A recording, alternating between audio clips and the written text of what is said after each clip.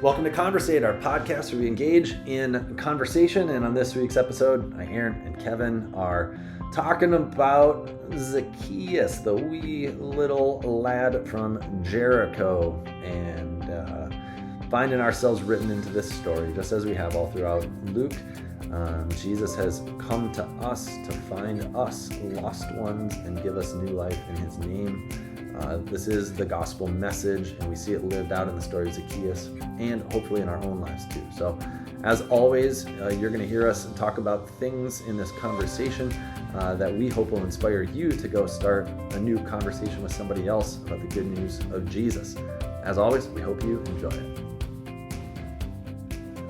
Oh! Hey! Snap.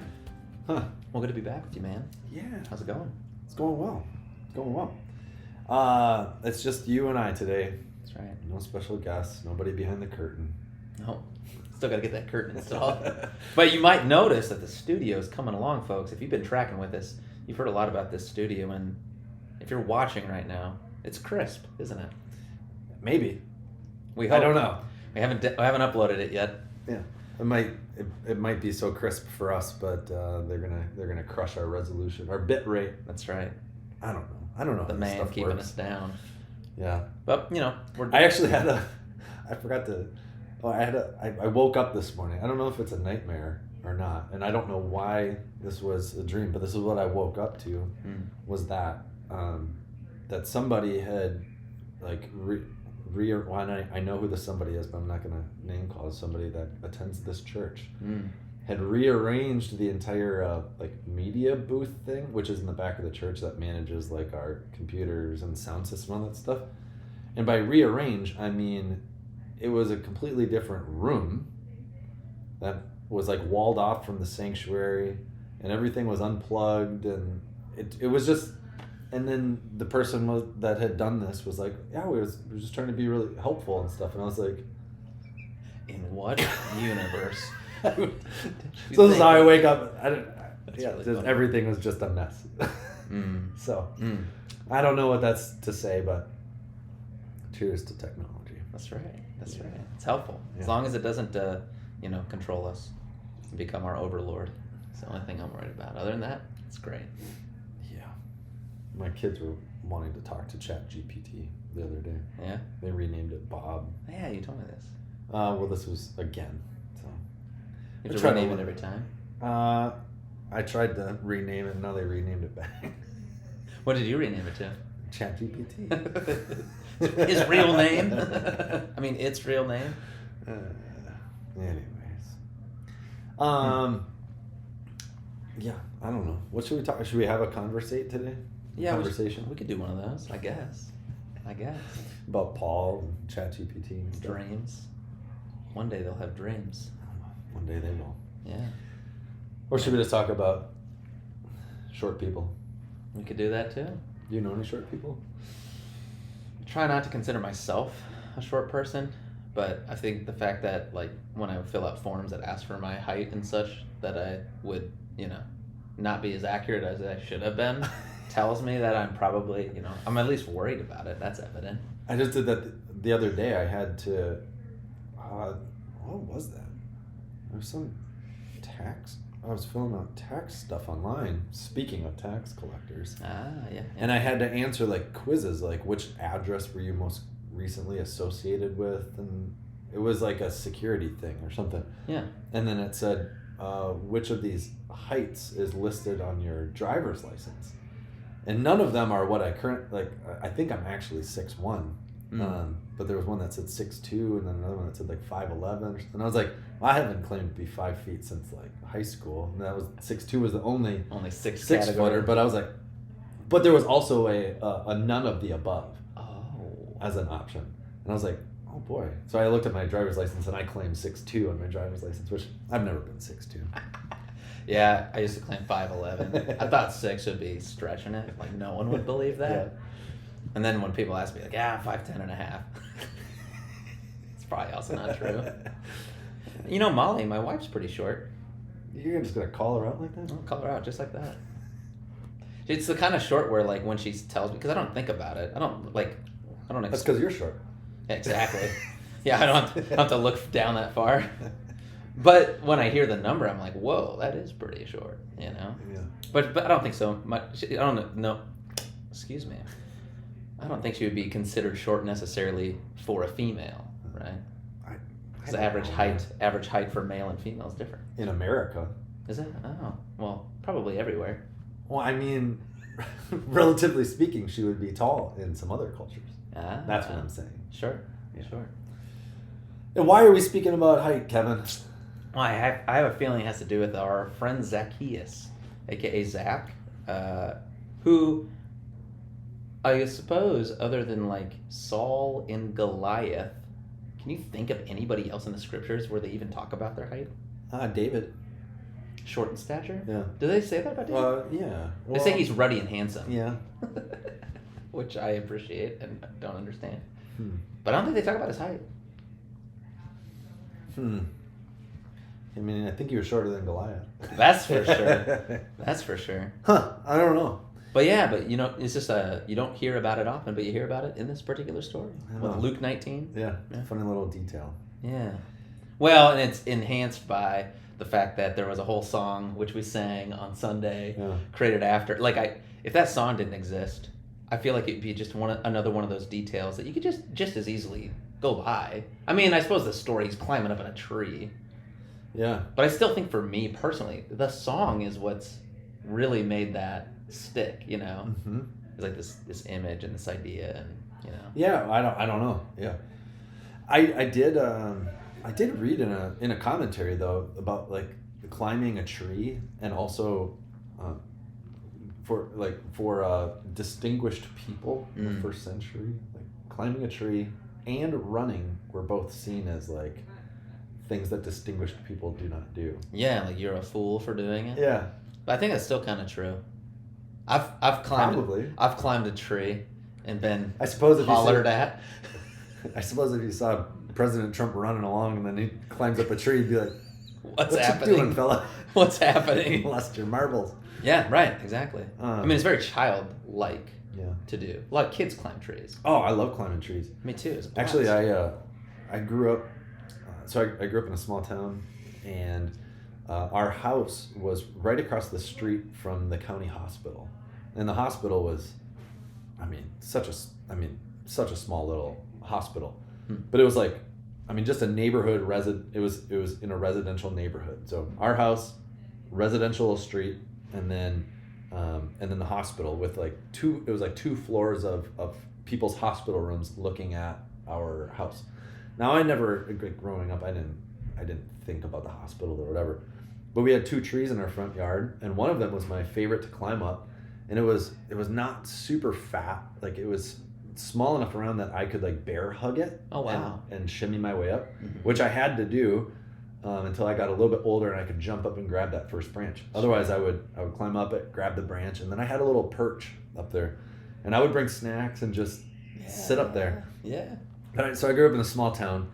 My dad's the pastor.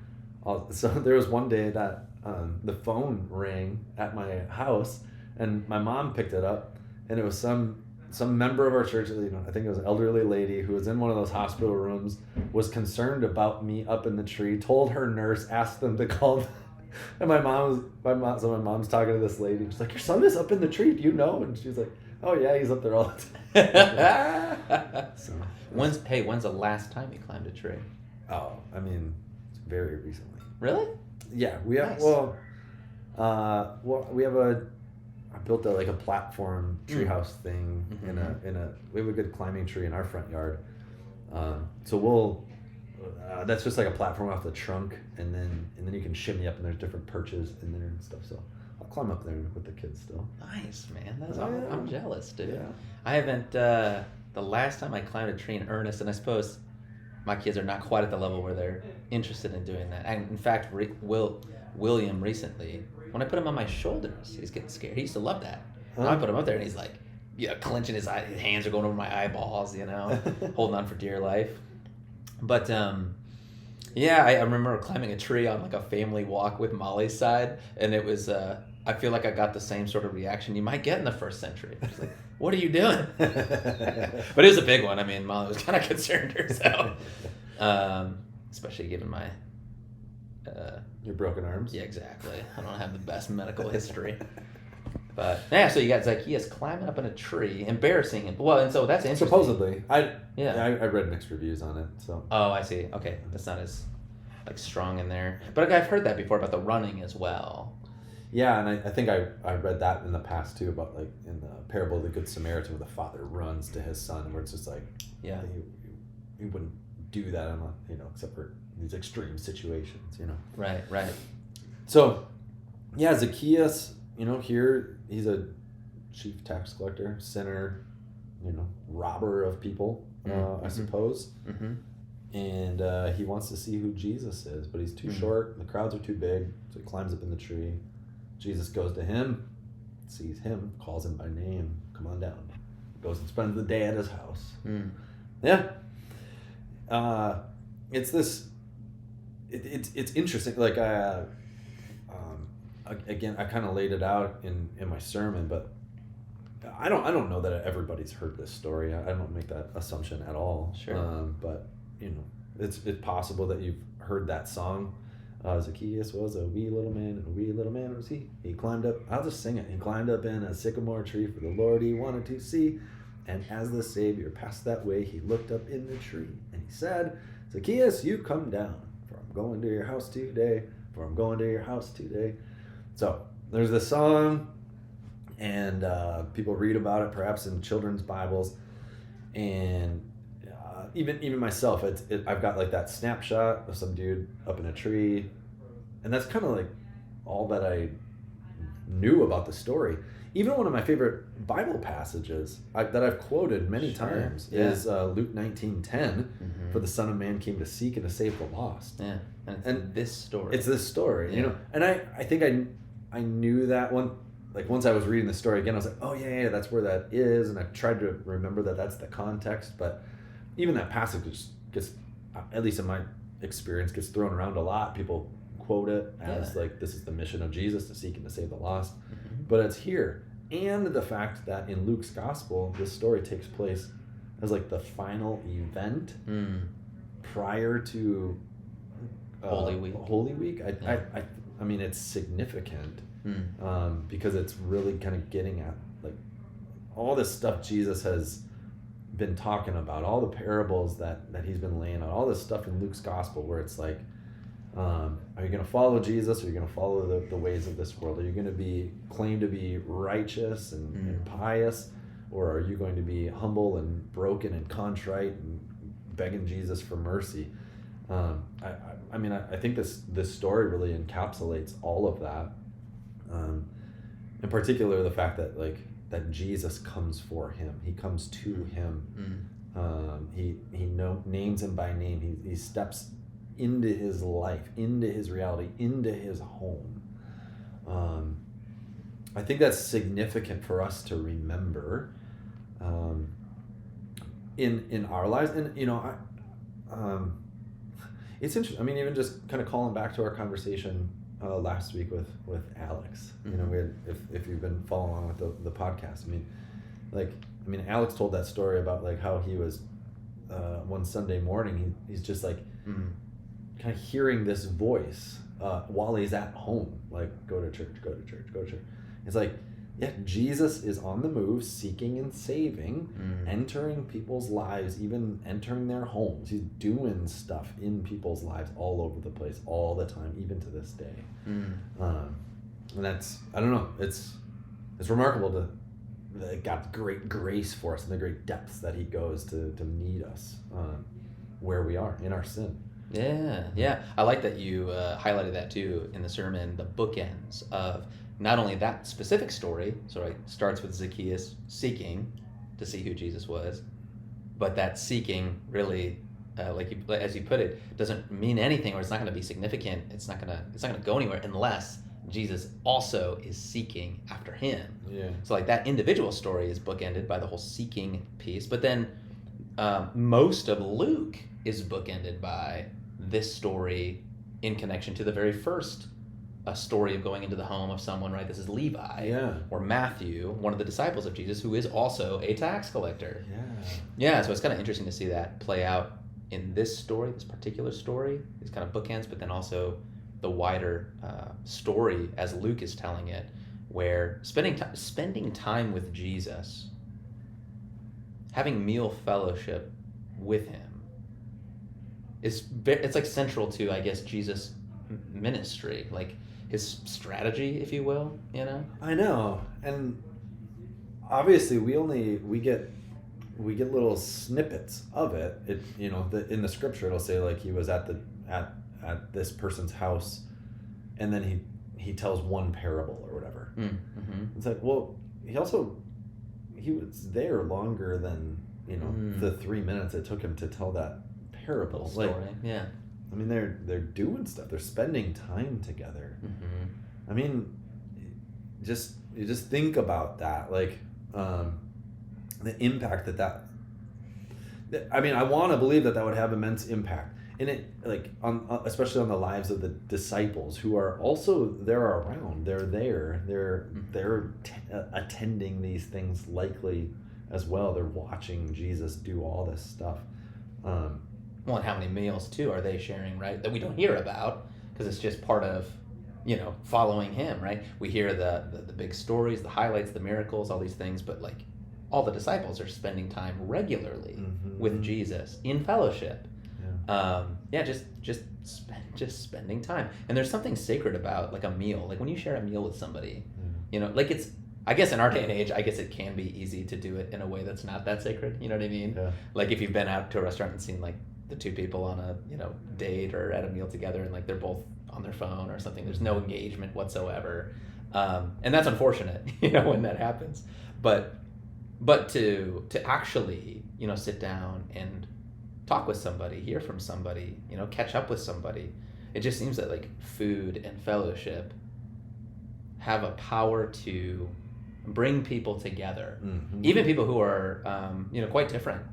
I know there's been not even just ministries from churches, I think there are those too, but there's even been restaurants. I think might have been post-pandemic, where the whole point was like you can't make a reservation for like your group, like you just come and there are these tables and people are going to sit at them together. Oh, really? Yeah, which is kind of a wild concept. It's like an introvert's nightmare.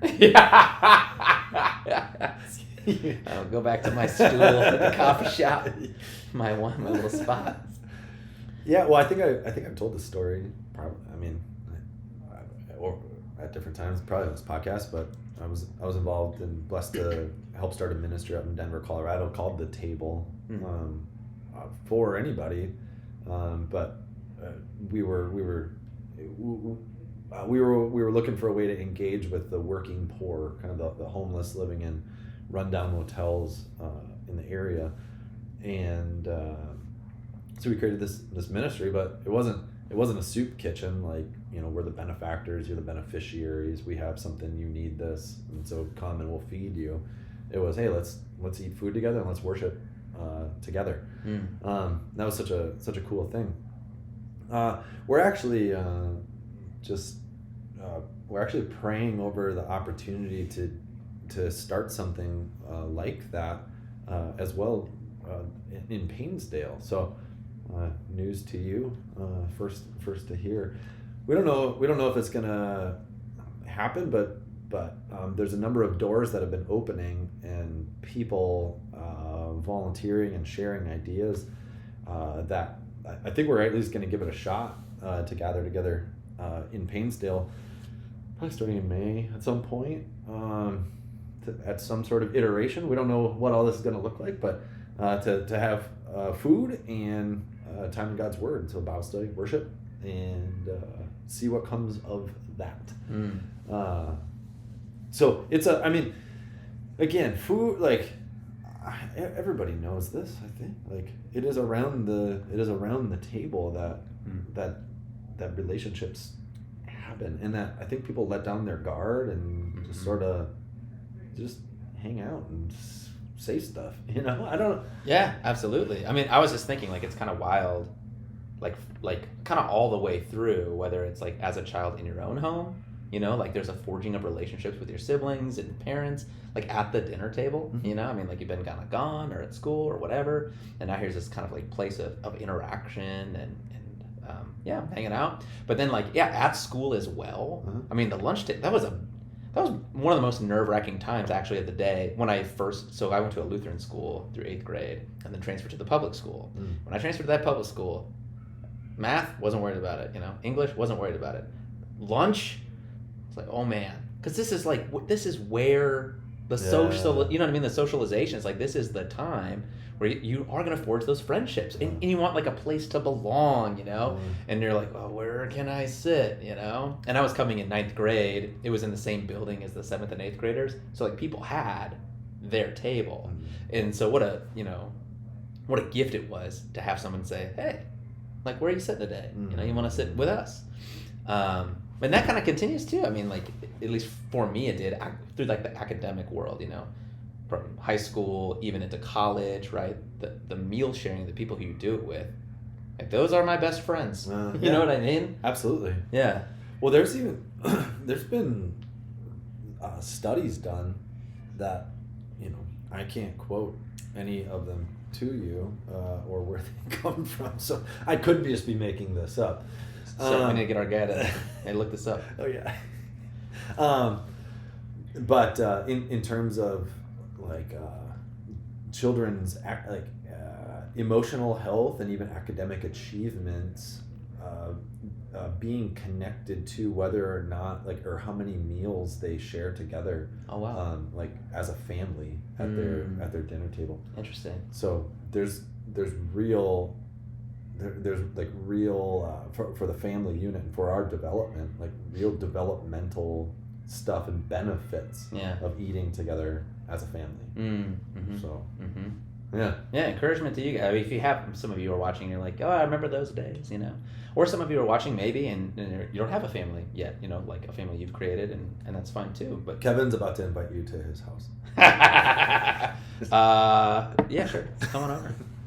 Don't let us know that you're coming. Just show up, walk in. That'd be the best way.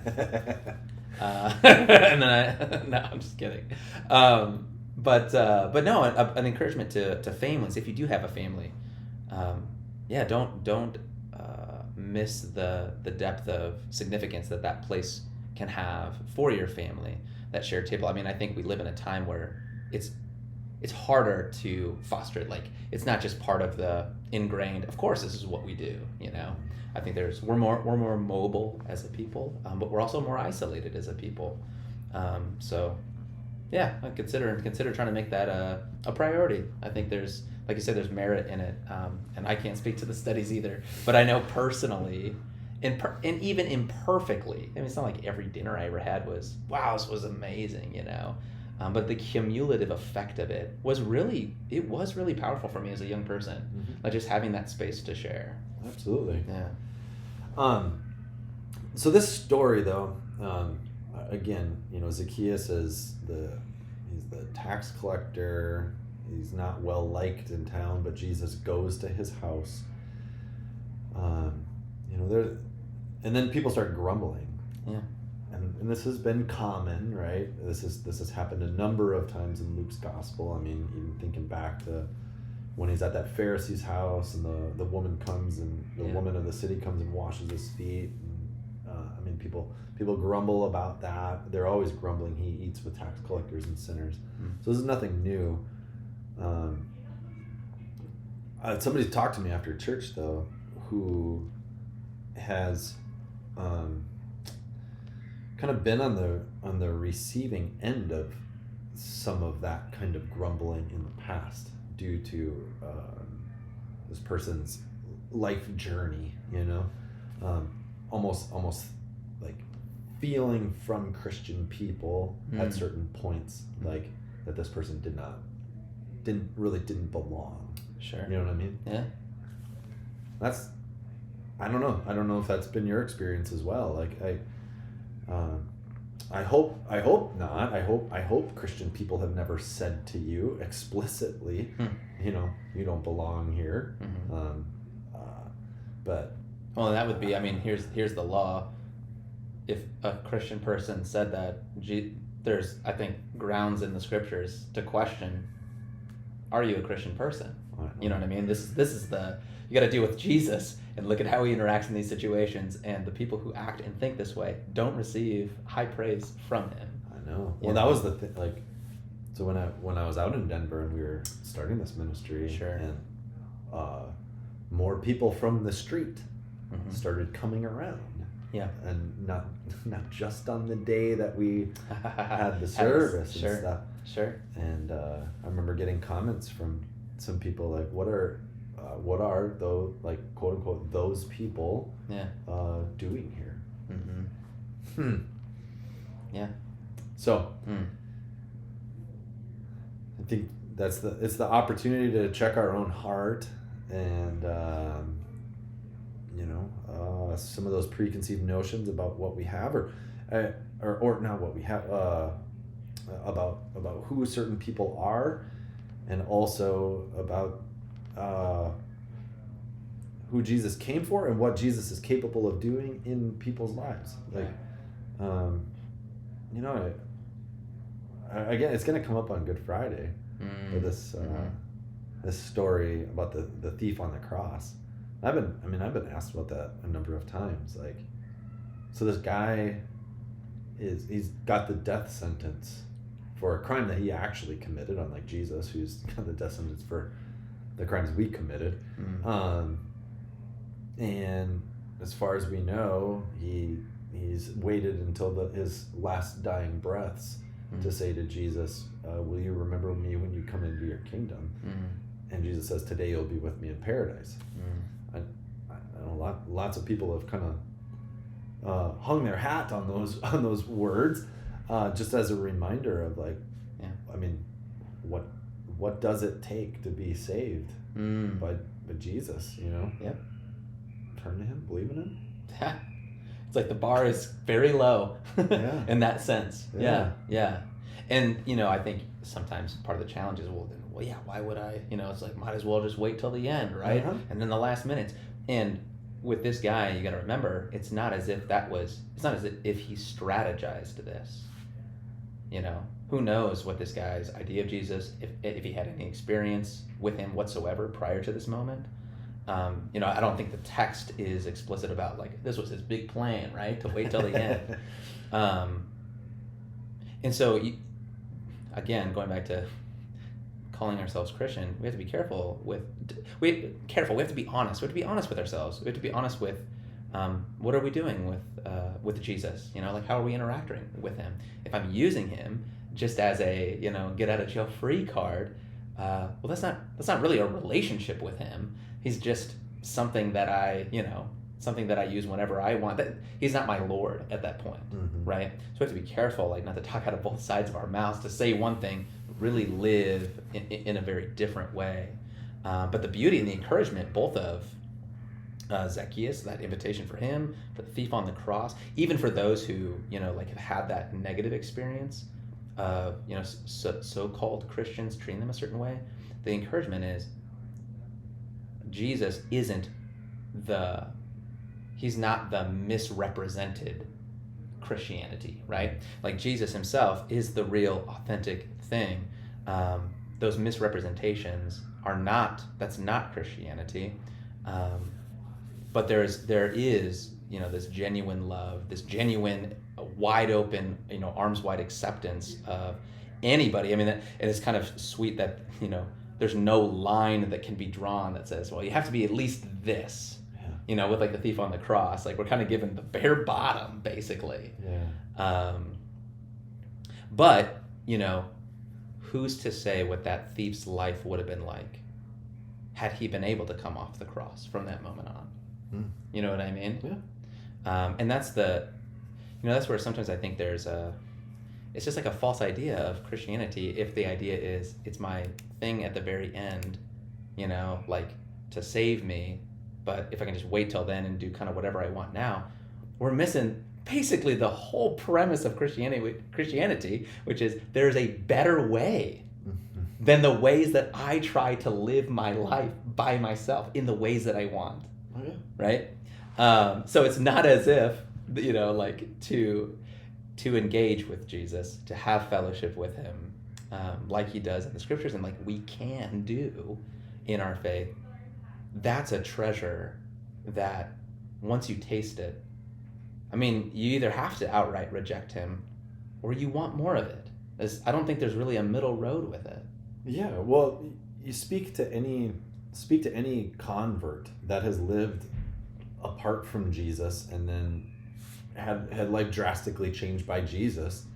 I mean, they will tell you like my life is drastically different because of Jesus. Like right now, it's not like they were looking around for the best insurance policy for for their heaven ticket or whatever, and tried to get the best option, and Jesus is the one that that they're sort of like, yeah, I think that's the best option. It's like, well, no, actually believing in Jesus changes my life today. Today, like the way that I think about people, the way that I see my purpose. I mean, everything. So, right. Like, so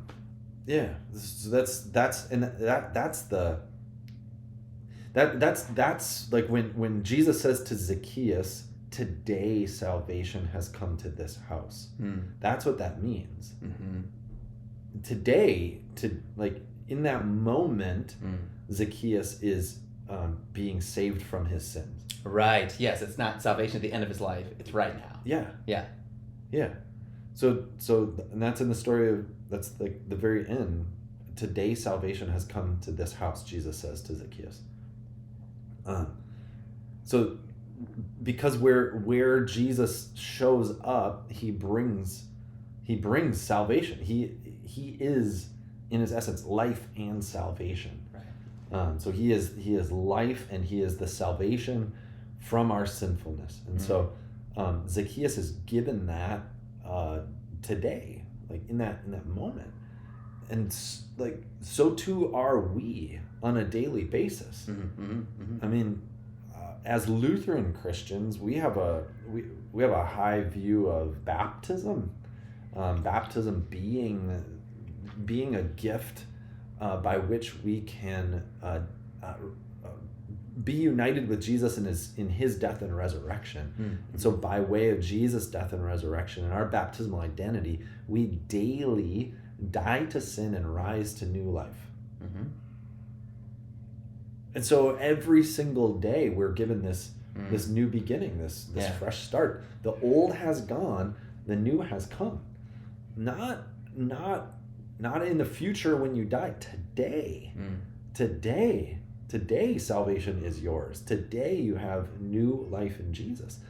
And we gotta get that in our own lives. We need to like come to grips with that reality. It's a beautiful reality. Instead of just sort of sitting on Christianity as like an insurance policy to get into heaven when we die. No, today is actually deliverance from the things that plague you and burden you and stress you out and cause anxiety. Yes. Like that is what is being offered to you this day. That's right. Resources to attend to those very, very tangible, practical things are, it's in a sense, sitting on the shelf if we don't live into the promise of that today salvific narrative for me right now. Yeah, exactly. And what a beautiful thing that is. Like this is why like Christian faith is real. Jesus is real. Well, yeah, it's also the reason why people are willing to put their life on the line for it, right? Like historically, when it all comes down to it. Yes. Yeah, exactly. And so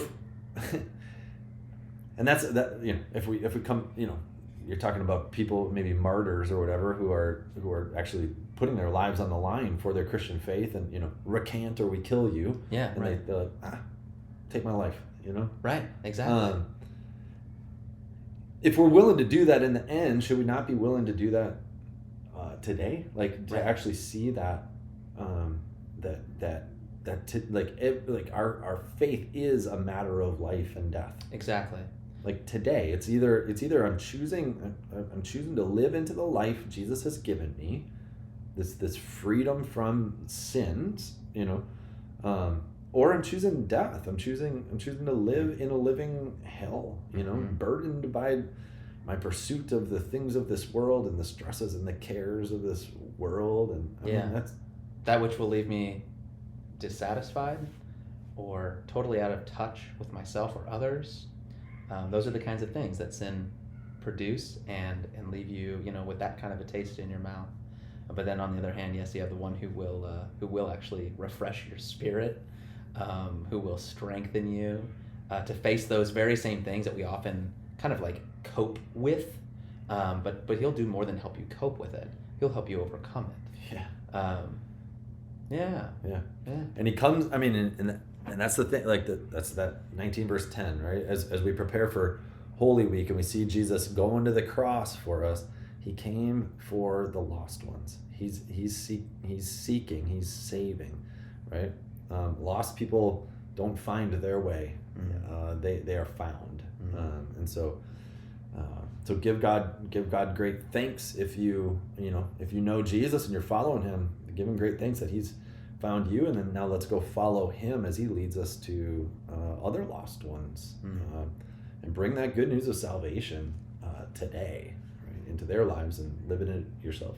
Absolutely. Awesome. Peace be with you, buddy. You too, brother.